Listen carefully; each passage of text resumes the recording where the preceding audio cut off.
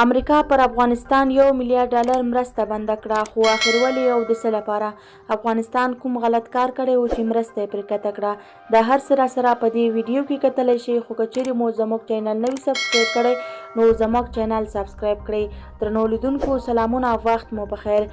امریکا د غني او عبدالله د اختلافاتو له کبله افغانستان سره $1 ملیارد مرسته کموي. د امریکا د بهرنیو چارو وزارت اعلان کړی چې سږکال به له افغان حکومت سره په خپلو مالي مرستو کې $1 ملیارد کموالی راولي.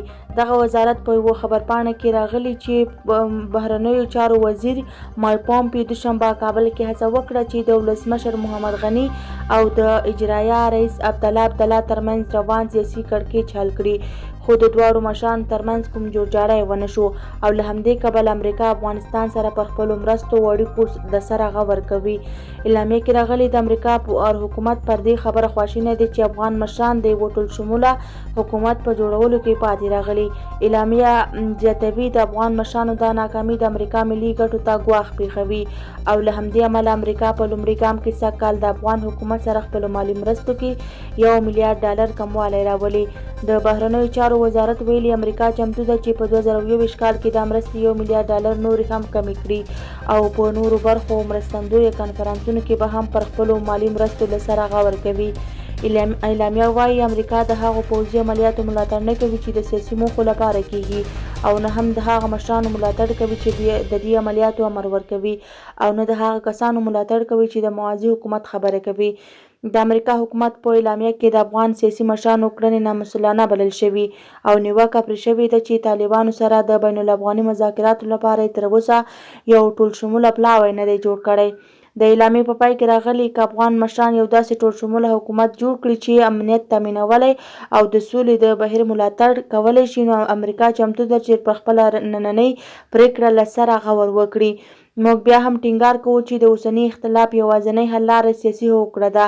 موږ پوهیږو چې افغان مشران د افغانستان امریکا د دوه اړخیزو همکاریو د هوکړې سره سم عمل نه کوي او د افغانانو خپلمنځي خبرو لپاره یوه ټول اړخیزه ټیم جوړولو او د دواړو لورو د بندیانو خوشي کولو کې په اساني راوستلو کې پاتې راغلي دي. دا هغه هڅې دي چې سیاسي هوکړې ته د رسېدو او پراخ اوربند ټینګولو کې مرسته کولی شي.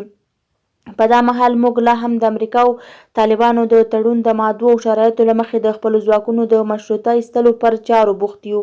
اعلامیه زیاتوي چې امریکا د افغانستان له حکومت سره خپلو مالي مرستې نه دروي او پر همدې موخه کرونا وایروس پر ضد هڅو لپاره یې افغانستان سره $15 میلیونه مرسته کوي. د امریکا د بهرنیو چارو وزیر مایک پومپیو دوشنبې په ورځ د مارچ په 23مه د افغانستان پلازمینې کابل ته سفر وکړ او له افغان ولسمشر محمد غني او له پخواني اجرایه رئیس عبدالله سره جلا کتنې وکړې. د نوموړي سفر له بشپړېدو سملاسي وروسته پر افغان حواله رسنیو داسې ګونګسای وي چې ګواکې نوموړی د ولسمشر غني او ښاغلي عبدالله ترمنځ جوړجاړي کې پاتې راغلی او له کابله ناخوښ روان شوی. په افغانستان کې سیاسي کړکېچ د تېرو ولسمشریزو ټاکنو د پایلو له اعلان راهیسې روان دی. له امریکا وړاندې روسیه او ایران هم د دې وضعیت په اړه اندېښنه ښودلې وه. د افغان ټاکنو خپلواک کمیسیون محمد اشرف غني د تېرو ولسمشریزو ټاکنو ګټونکی اعلان کړ او سند یې ورکړ، خو عبدالله تېرو ټاکنو پایلې له درغلیو ډکې وبللې او موازي حکومت خبره یې وکړه.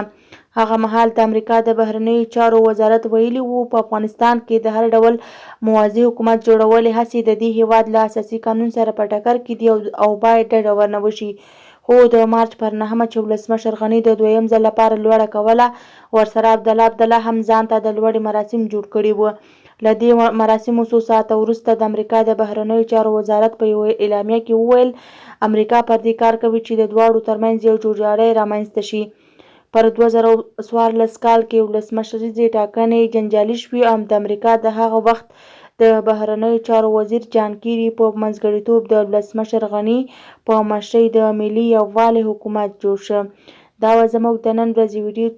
که مو زموږ ویډیو خوښه شوې وي زموږ ویډیو لایک او زموږ چینل سبسکرایب کړئ. له توجه څخه مو نړۍ منندوی یو. تر بیا ښې چارې ولرئ.